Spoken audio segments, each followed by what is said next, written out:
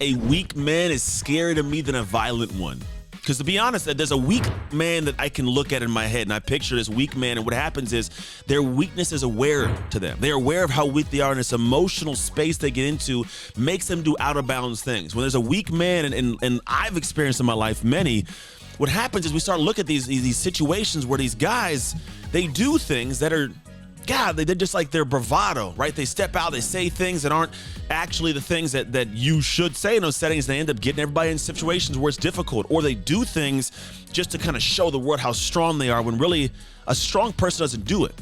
Like their weakness makes them react in fear, and when they react in fear, they do things that are detrimental. This is why most men who commit heinous crimes, in my opinion, are like frail, weak people. They're not typically your athletes and bodybuilders and business owners who've done cool things.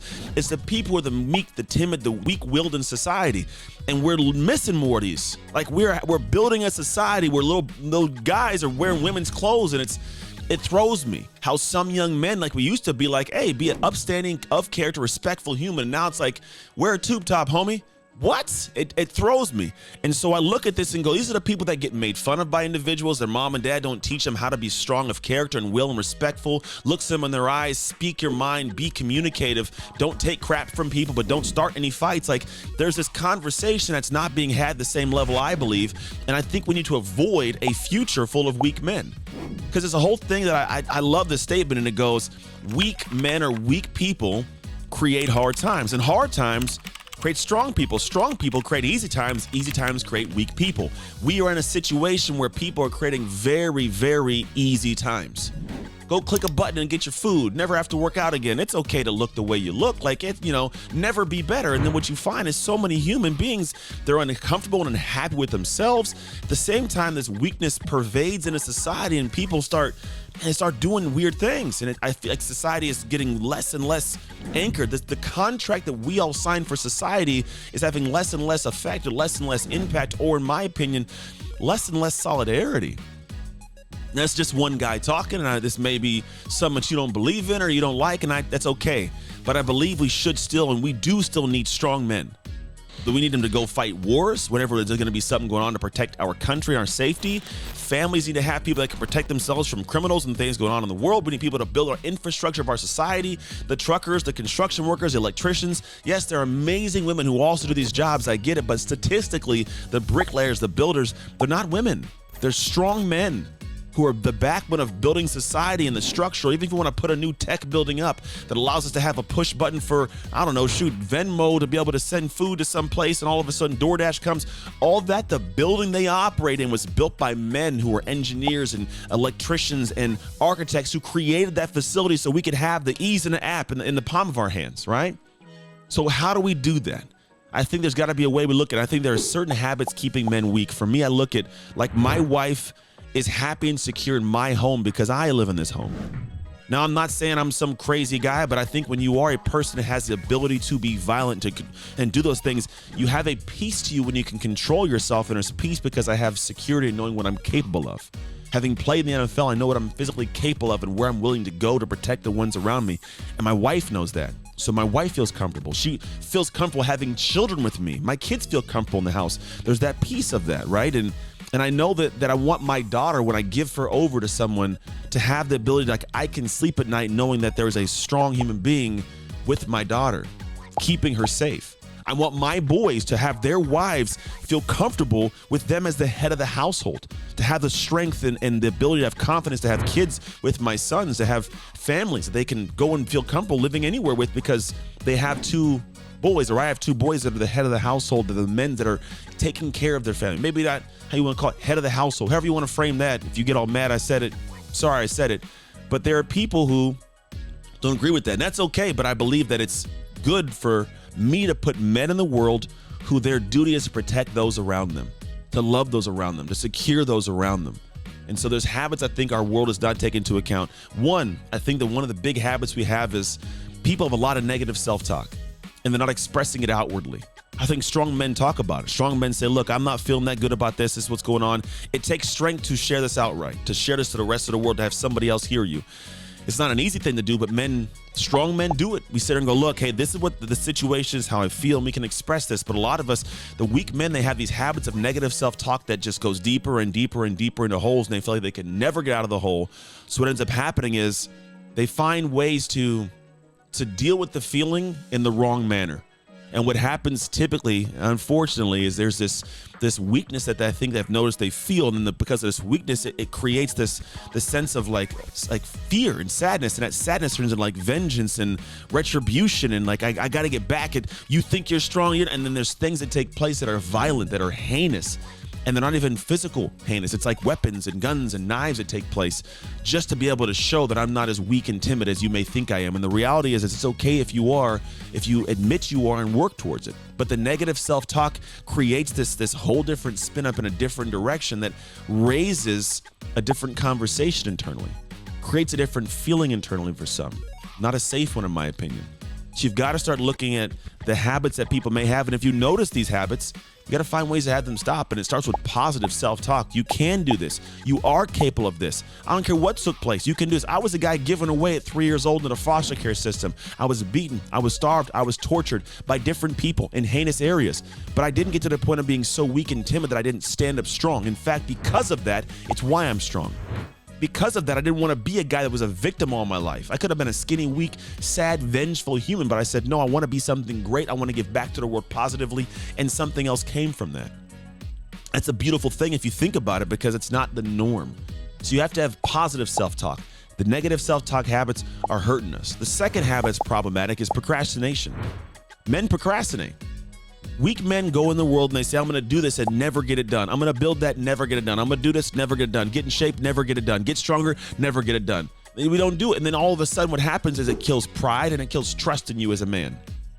If you can't be proud of yourself, other people aren't going to be proud of you.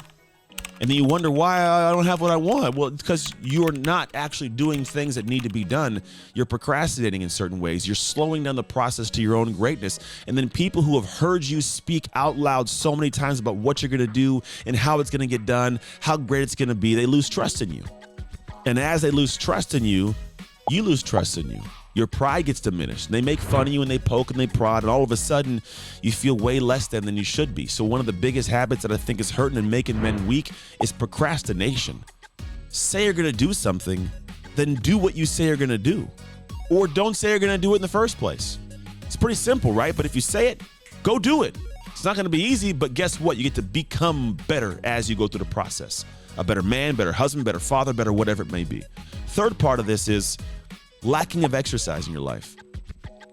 If you think about genetically, we're bigger, we're faster, we're stronger than the female counterparts. Genetically, however you want to argue that.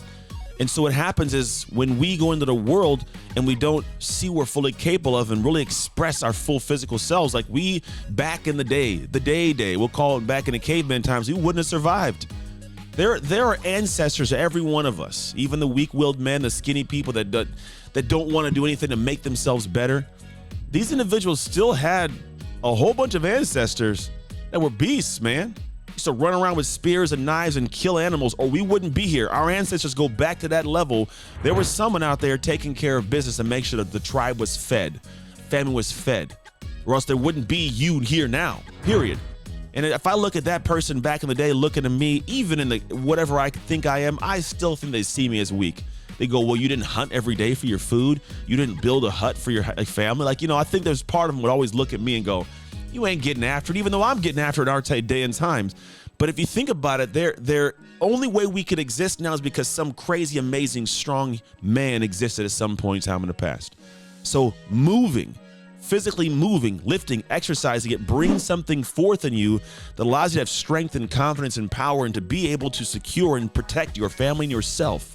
So you got to exercise. It's better for your body, better for longevity, better for your health. You live longer. You get to experience more life when you do this. That's a great direction to go. Other part of it is unhealthy eating habits. We got a dad bod mentality, and it's a whole movement. Some women like it. I get it. It's cool.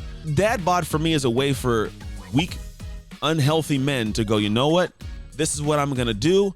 And it's okay because the world accepts that. And you can be happy. It's totally cool. You can be that. I'm not saying that you are unloved, or you could be 100% and should be loved in that manner. But I do think there's something to being able to have a child look at their dad and go, I'm proud of my father and the way this person operates and functions, how they show up in the world. Like, I like that my son can have that. I can push him, make him better. Because what happens, if I want my son to be the best he can, I can't expect him to do anything beyond what I did in my life or where I'm at in my life. I can't guide him beyond a certain point.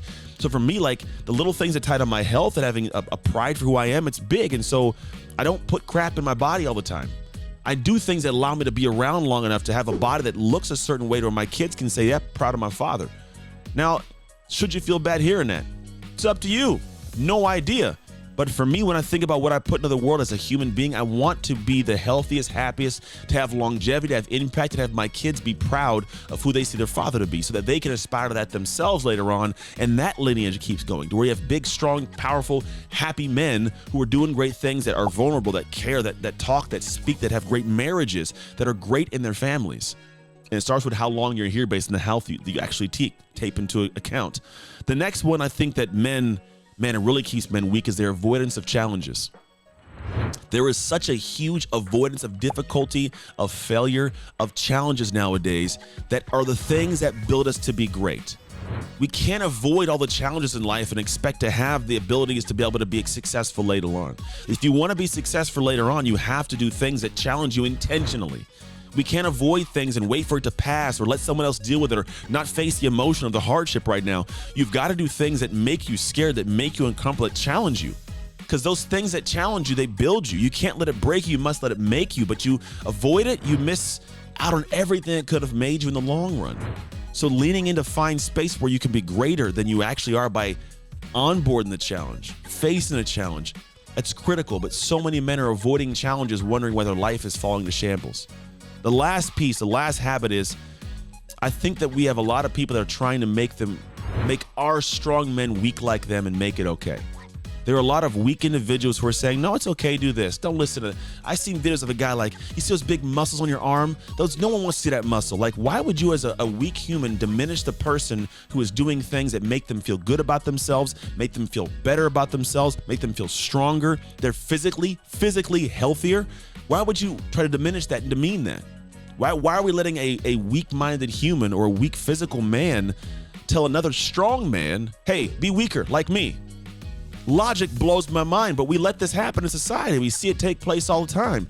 So I believe that a lot of us are letting the weaker men dictate how we feel about what we choose to be, our things that give us a power and strength. We look at athletes all the time, men and women. They're big, they're strong, they're fast. It's a goal. Yet we look at a person that's not an athlete and go, oh, you loser, you big, strong. What's the point of that? Why are you going to the weight room lifting weights? Because they want to be strong and powerful and fast. We admire the athletes. We admire who they are and how they show up and function, how I used to show up and function as an NFL athlete. But all of a sudden, that's not respected in this side of it. Doesn't make sense. So as a strong man, don't listen to weak men. You know who they are. Avoid them, don't listen to them. I went a little soapbox here. I'm probably gonna have some people that don't like this. It's the nature of humanity. You're not gonna like everything somebody says, and that's okay. I still love all humanity. Regardless of what they do and how they do it, I still have a deep love, and I will care in manners that people won't understand to make sure someone's happy, healthy, safe in my vicinity, or I can help be better. I don't want to demean someone and push them away. I want to have them be aware of how I see it and bring them closer. So my goal is to bring people closer to the aspects of what I believe can help our society be better, be stronger, be more powerful, and be enduring. So that's it. If you like this video, check this video out also. And as always, do the dark work so you can make shift happen.